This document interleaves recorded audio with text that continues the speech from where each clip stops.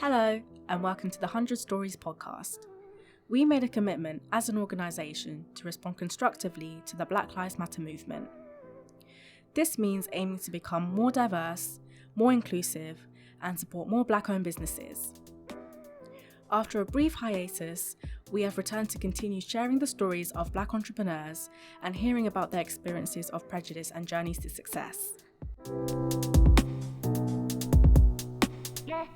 Hello and welcome to the 100 Stories podcast. This is your host, Emmy. For today's episode, we'll be talking to Indy Gordon, Head of Programs at Foundervine. Thank you, Indy, so much for joining us today. It is truly a pleasure to have you here share your story with us. Would you like to further introduce yourself, who you are and what you do? Yeah, sure. Hello, everyone. Yes, my name is Indy Love Gordon. I am indeed head of programs at Foundervine, which is a phenomenal company that empowers founders to start and scale businesses. I'm also a serial entrepreneur, a coach, a YouTuber, a TikToker, and a singer. Too many things, but I love them all. I love keeping busy, so I'm really excited to be here today. Great. So it would be great to start from the very beginning. Could you please tell us a bit about your experience growing up, your childhood, how your experience was at school and university? Yeah, sure.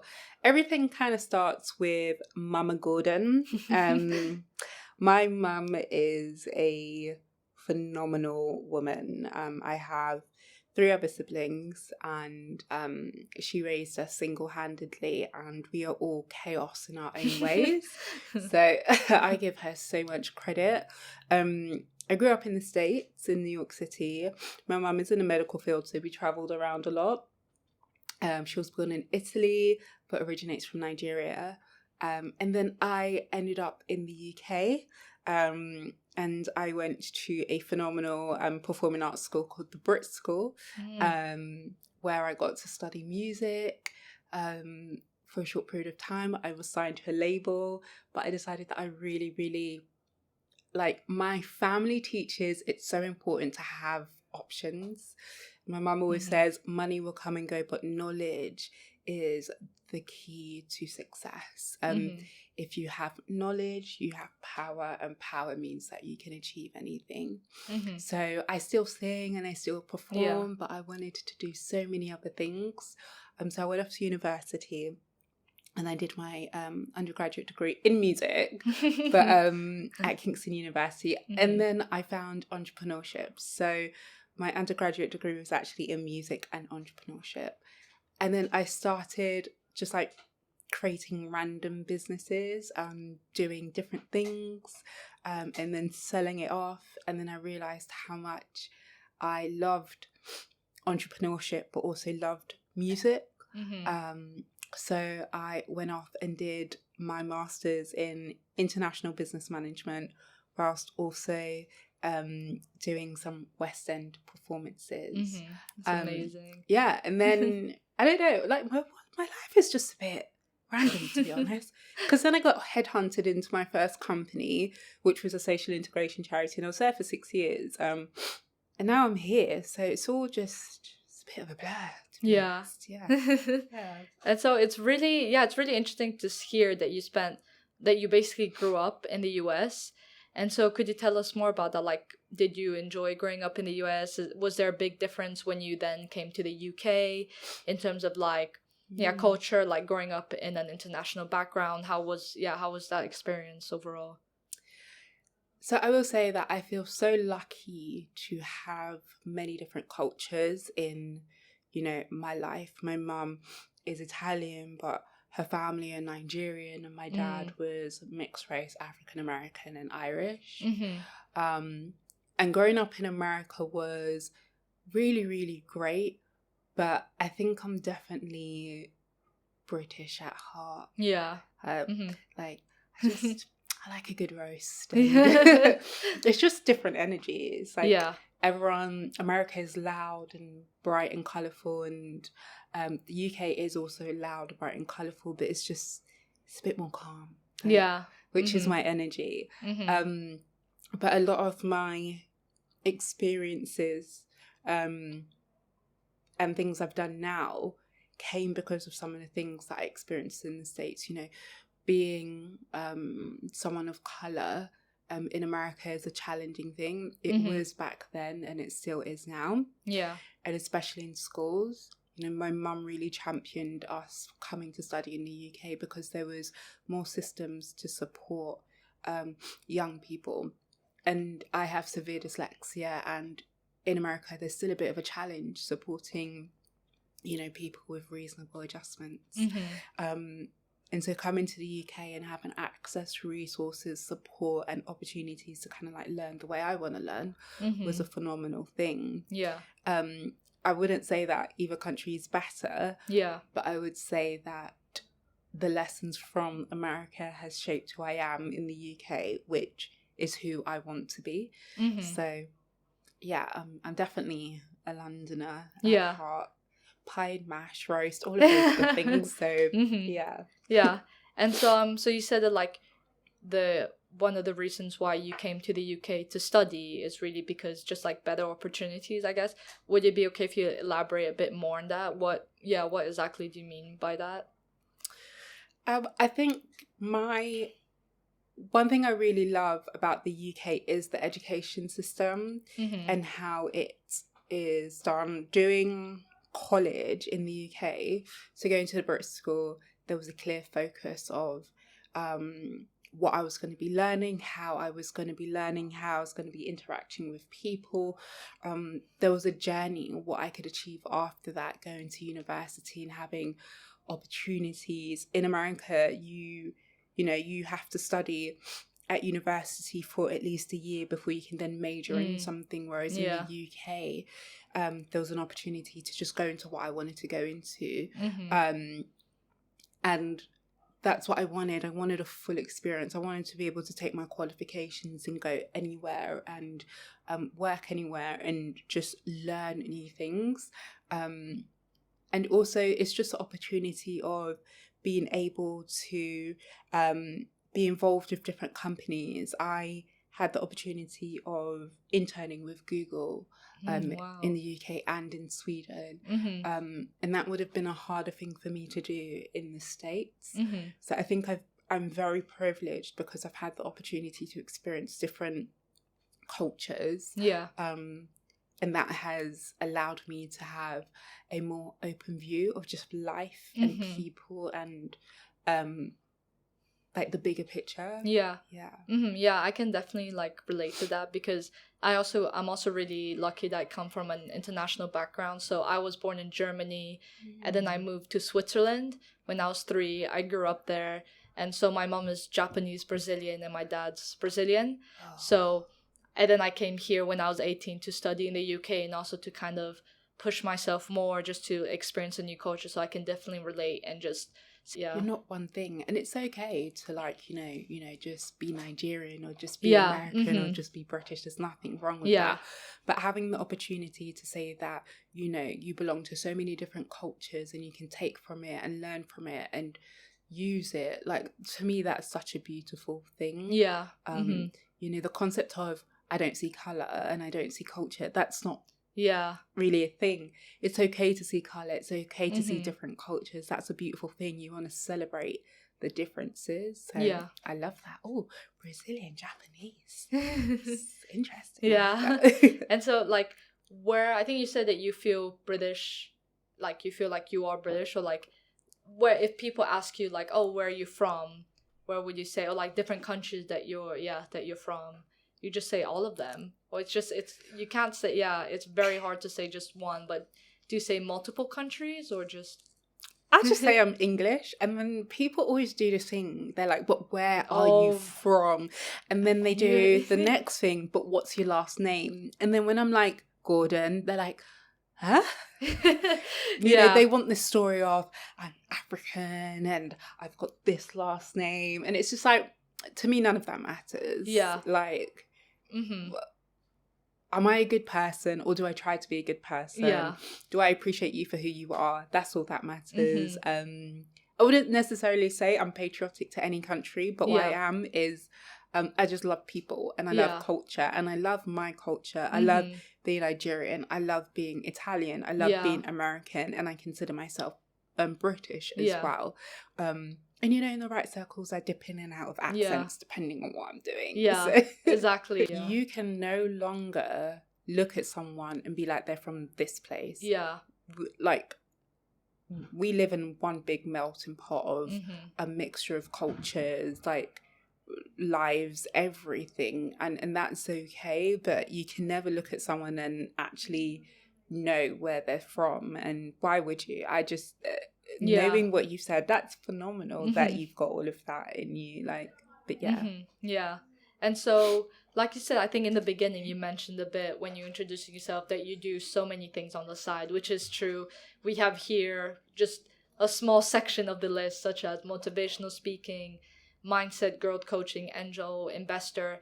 This is all with like your singing, and also of course with your job at Foundervine. And so what made you interested in pursuing like just all these different things? So obviously I said in the beginning that I was headhunted into my first company, and I was there for 6 years. And then after 6 years I realized that actually I hadn't done the normal route of going out looking for a job and trying to understand what I wanted to do and who I wanted to be. And so I left my job, and in a space of a week of leaving my job, I was offered a new role, which was phenomenal. But in a week of being offered the new role, we went into lockdown. Oh, yeah. Yeah. And that was crazy for me because I'd always been in a job. I'd always had work. And then during lockdown, the role that I was offered was rescinded. And I went from having 2 jobs to 1 job to no job.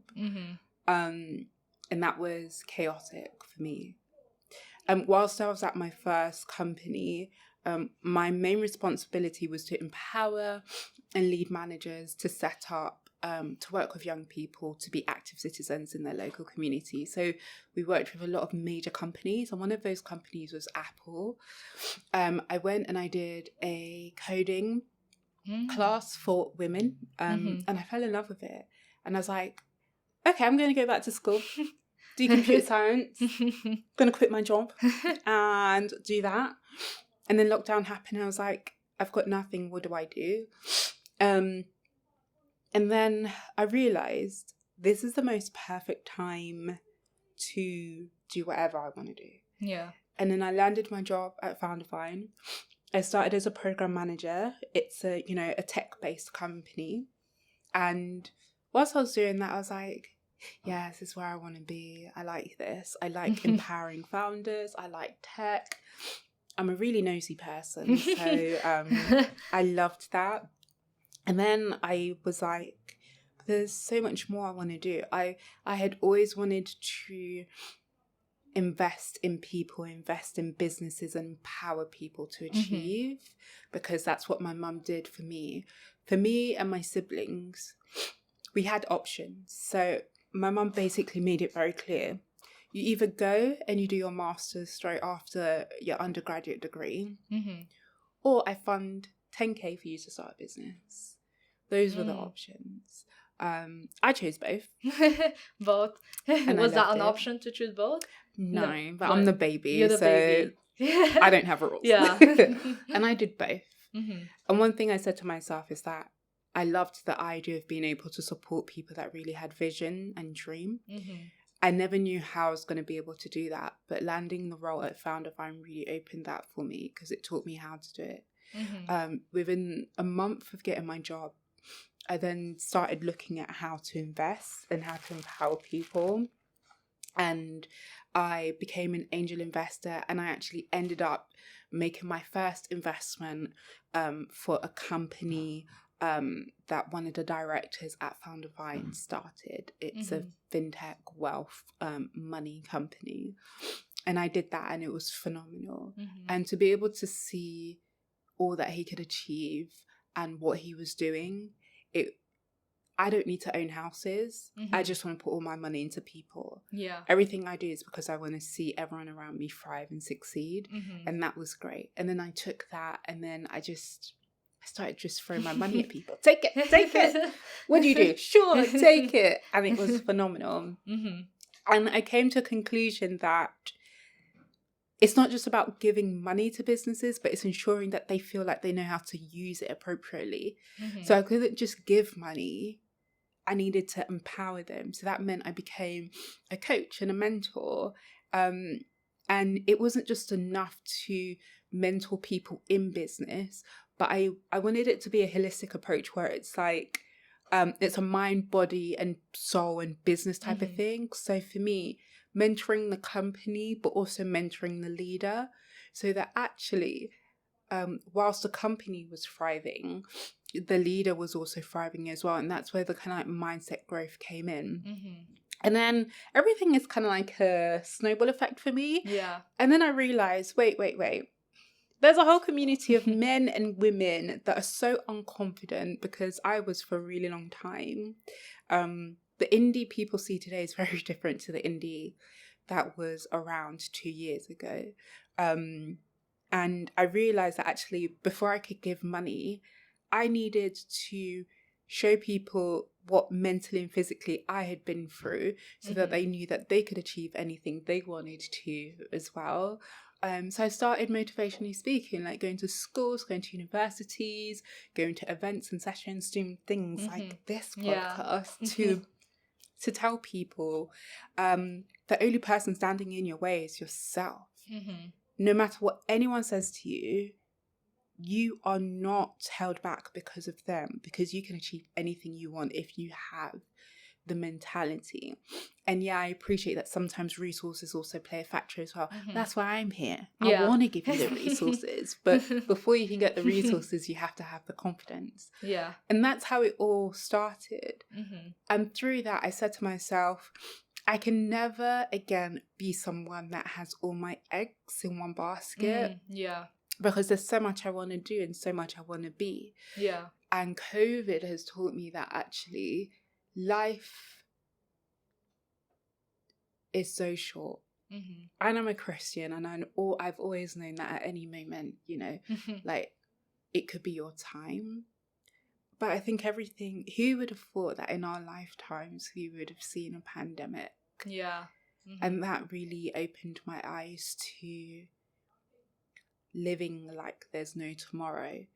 So I'm head of programs at Foundervine. I'm a singer, I'm a motivational speaker, I'm a influencer. Because why not? Yeah. What is actually stopping me? There's absolutely nothing stopping me from being and doing the things that I want to do. Yeah. So, yeah. That's amazing. And it is, very motivational. And I definitely agree that I don't think anyone saw COVID coming, and I think it's just made such a big impact in people's lives, like both negatively and positively, but in a negative way, has pushed people to get out of their comfort zone, pushed people to just really live their life to the fullest. And just amazing to see. Just that was very motivational. Thank you. Stop it. In terms of your career, since you do so many different things and you've had, multiple jobs, did you ever feel like your ambition overall was challenged by being a Black woman in a predominantly white male middle class space? And if so, how did you overcome this? Absolutely. And I never wanted to be the person, no one ever wants to face things like that. So at Foundervine, started last year, started as a program manager. Within the space of, I would say 4 months maybe, promoted to a senior program manager. And then earlier this year promoted to head of, which is it's a very rapid growth. Yeah. I absolutely do appreciate that. And when I was promoted to head of, I had a lot of comments, it was a big thing, but I had a lot of comments from a lot of white men being like, one guy said to me, "Oh, you're lucky, they're just a small company, so they probably just felt like, just promote you instead of actually getting a professional in."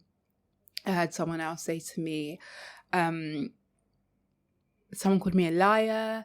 He was like, what do you do? I was like, oh, I work for a tech company. He was like, oh, you're like the assistant. I was like, what? Like, yeah. Firstly, there's nothing wrong with being an assistant, but why is the assumption that actually you look at me and you automatically assume that I can't be doing kind of like, you know, senior level roles or stuff like that? And he was like, well, you know, it's you don't really see a lot of black young women in leadership positions, especially positions where you also have to know a lot of technical things as well. And that was so sad, actually. That was so sad because, as I said, confidence isn't something I've always had. And I won't lie, it is something that I'm still working on today. And if I hadn't have said to myself, you know, every morning, you are becoming a great person, you are doing great things, you're working really hard, don't be against yourself.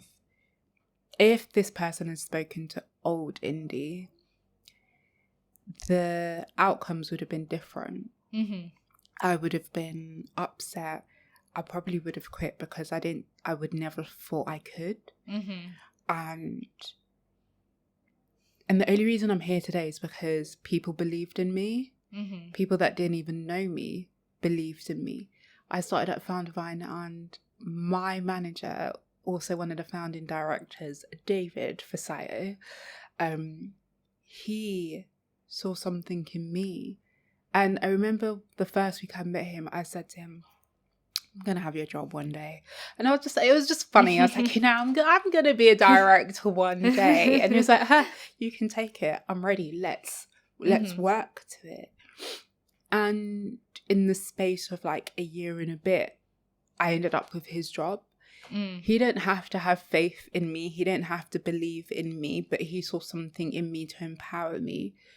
And that meant that I've become so much more of a confident person.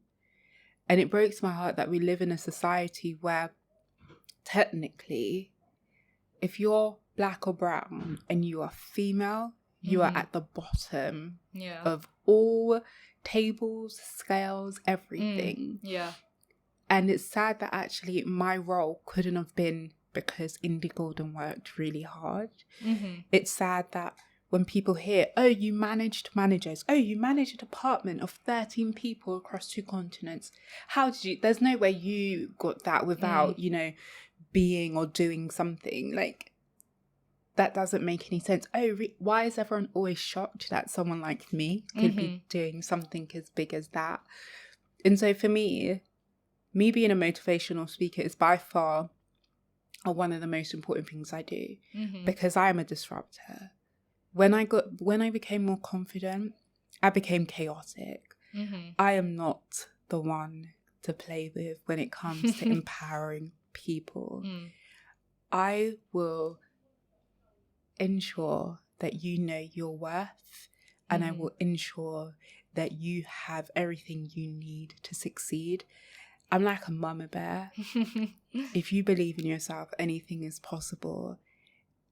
And I will disrupt whatever I need to disrupt to ensure that everyone around me knows that the only voice they need to listen to is the positive voices that they're given to themselves. Everything else doesn't matter.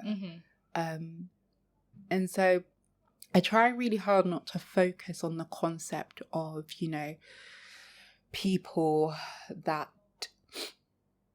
are more privileged and communicate in a way that isn't supportive, because I don't want that to be the narrative. I want the narrative to be of, this is how, you know, black and brown young women and men are thriving. Let that be the story we talk about, and not the people that aren't doing anything.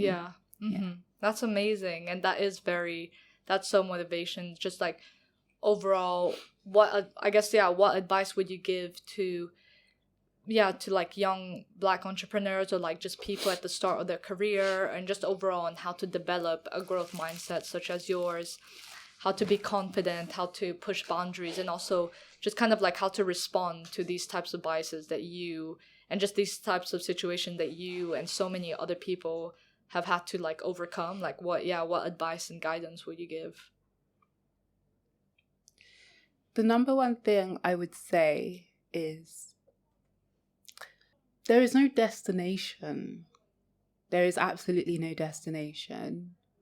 You are on a journey, and it's important that you actually recognize that, because when we act in a way where we are trying to just get somewhere, we miss all the phenomenal things that are happening as we're on that journey. And there's small things as well. There's small things from, having more confidence in yourself, doing something that you felt like you couldn't do, taking that step that you're like, oh my gosh, I can't, the other day. Mm-hmm. Those things are so important. I would also say that, social media it's a lie. Yeah. You look at social media and you see everyone's doing well, everyone's successful, everyone is achieving, everyone's got the dollars. Yeah. That's a lie. It's a snapshot of such small things. Yeah. It doesn't tell a full picture. Let your focus be on you and all that you're doing. Everyone's journey is different. Everyone's timing is different. Mm-hmm. You are not in competition with anyone. Mm-hmm. Your success is yours alone. Yeah. The top of someone's mountain could be the bottom of someone else's. Like there is no right way or like to do life and achieve what you want to achieve. I will say you are never alone. And so one thing I always preach to the people I speak to is the need for a community. It's something I also heavily teach at Foundervine, because we have a great community.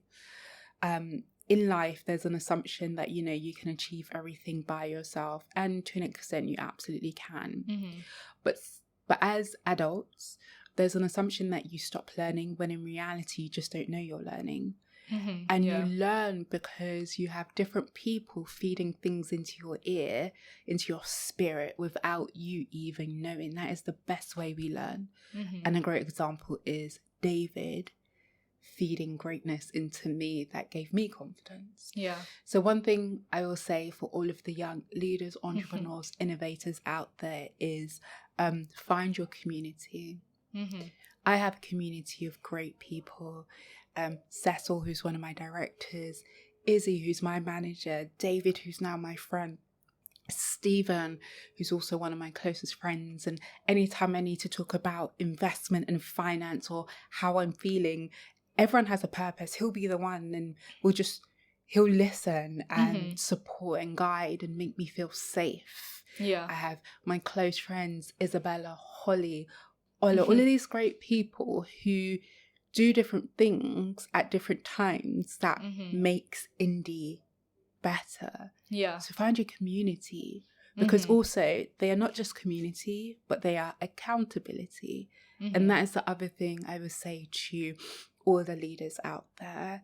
It's okay to not feel like you can achieve things alone. Sometimes there are points in our lives where so many things are happening where we need people to remind us, to tell us, no, Indy, don't forget, you said you were going to achieve this. You've got this. These are the steps that you put in place. Don't quit. Keep moving. And sometimes that is hard, and sometimes people have to go this journey alone, but that's why I'm here. Indy Gordon is here to be your community, but also your accountability buddy. And one thing I've started doing recently is running kind of like brunch lunch events where anyone that wants to learn about business, about growth, about being confident can come down, have some free food, and have that community and have that accountability, and set goals that allow them to achieve. People often say you should be realistic. I don't believe in that. I believe that if there is something you want to achieve, you will break it down over a period of time, set your goals and work towards it. Sometimes life is hard and it takes a long time to get somewhere. But the success isn't in the bigger picture. The success is in the steps you take to achieve that. It's the things you do when no one is watching to achieve that. One of my worst habits is that I procrastinate sometimes. It's just, if I'm someone that has so many dreams, but it's just like, I can't do this today. Yeah. It's just a lot. Like, how do you even manage all of the 10 million things I'm doing? Because I'm not even sure I manage it properly. But one thing I've said behind closed doors, every time I make a list, I hold myself accountable to at least, even if I'm feeling at my worst, complete 2 of those things. Because then, though I haven't completed everything, I haven't failed.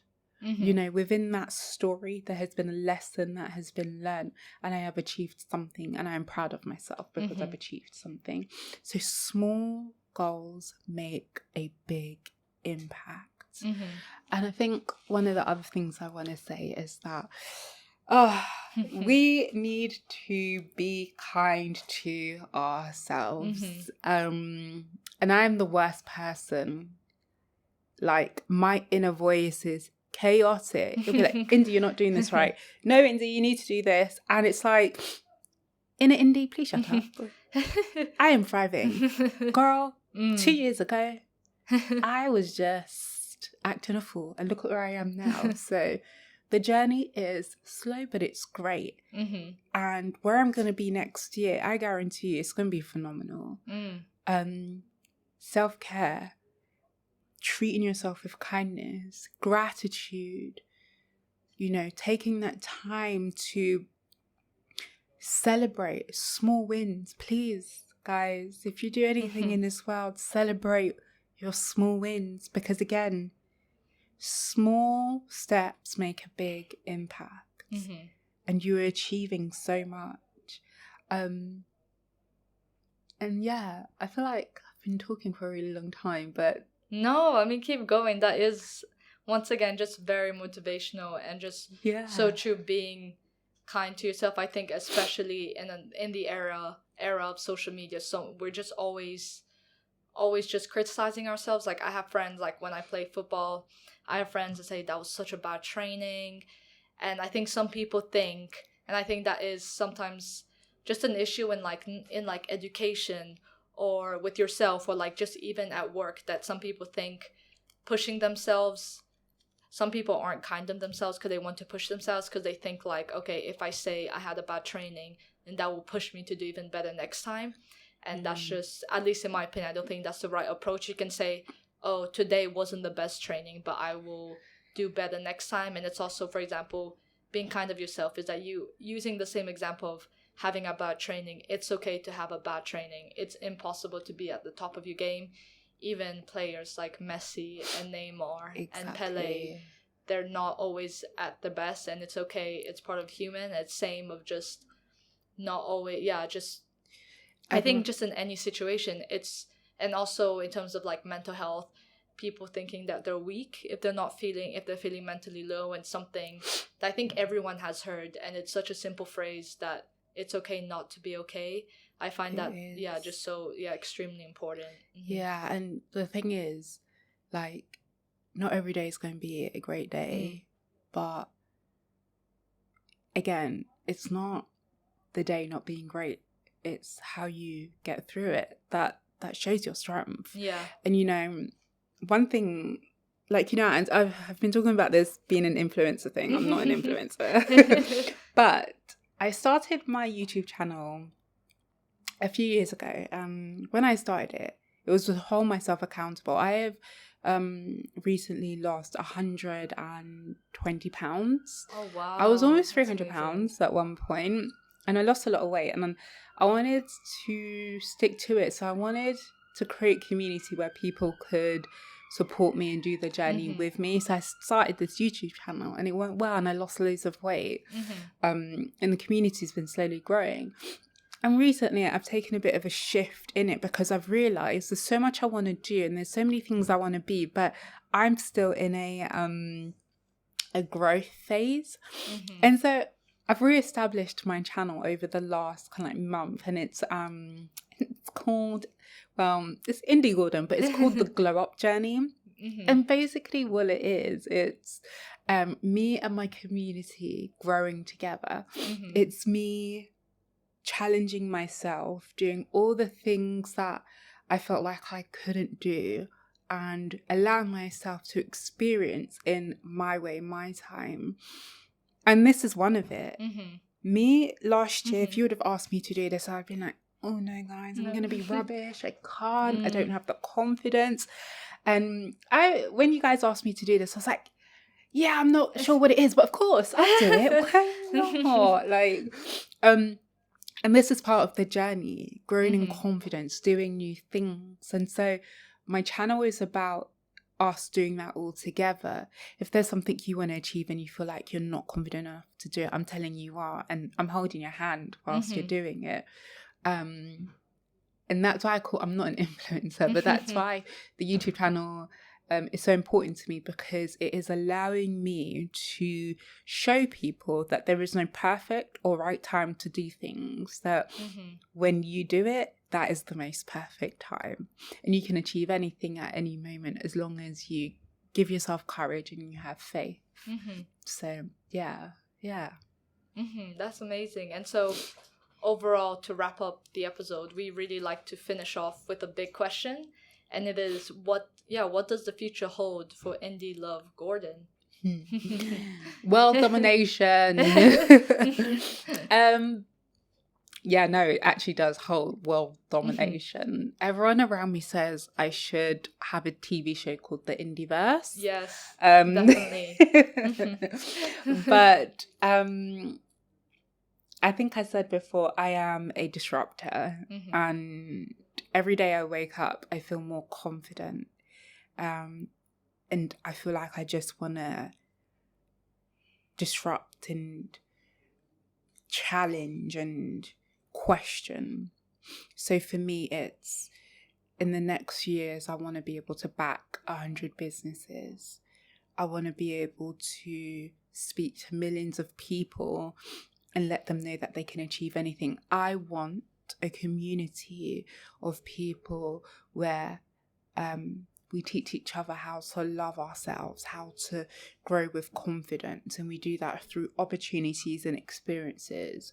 We then go out into that world, we spread that message, we empower people around us to do the same, and it becomes a cycle of positive growth and development. I want to teach people to love, to live, and then to liberate others. Yeah, I love that. And I also just love how you keep on saying that you're a disruptor. I think also an issue, just for everyone, but I think at least for me, specifically as a woman, and also like me being just like mixed race, something that has been very difficult for me is to be confident, to be a disruptor. Like, I think definitely in like PE and in like physical education at school, it would always be okay for the boys to be loud and for the boys to like not even show off, but for the boys to like show their skills.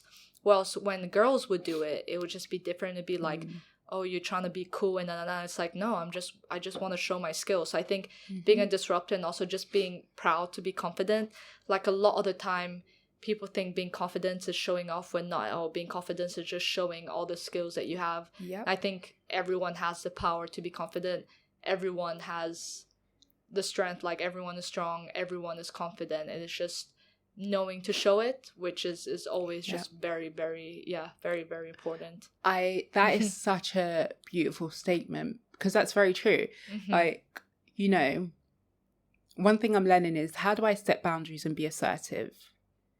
Because I've always been told that, being a Black girl, if you set boundaries and you're assertive, you come across as an angry Black girl.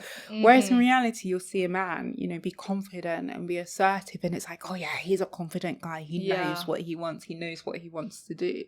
But why isn't it the same for me as well? Definitely. And that's why I say I challenge things and I'm a disruptor, because I'm a happy-go-lucky person. Life is like, even on a hard day, I'm always smiling.